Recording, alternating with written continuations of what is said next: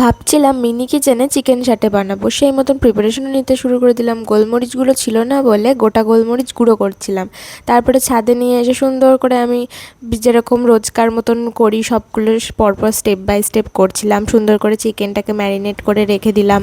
বেশি রান্না করতে হবে না বলে খুব আনন্দেও ছিলাম, তাড়াতাড়ি হয়ে যাবে এটাও ভাবছিলাম। তো একটা একটা করে আমি পরপর সাজিয়ে নিলাম, তারপরে এখানে ব্যাটারটা রেডি করে নিলাম।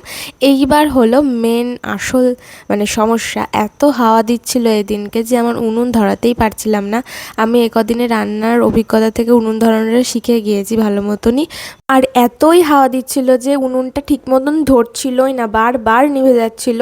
তো এইভাবে কি আর হয়? আর আজকেই তো চিকেন সাটে করতে এসেছি, চিকেনটা সেদ্ধ হতেও অনেক টাইম লাগবে। আর এই করতে করতে তো ভয়ও লাগলো যে সন্ধ্যা হয়ে আসছে, সন্ধ্যা হয়ে গেলেই তো আর ভিডিও করা যাবে না। ভেবেছিলাম যে এগুলোকে আমি সসে টস করবো, বাট ভাজাই হচ্ছে না, তার আবার সসে টস। তারপরে তো মেঘও ডাকছিল আর আমি হাল ছেড়ে দিয়ে নিচে চলে এসেছি। এই হলো আমার আধকাচা চিকেন স্যাটে। বাই।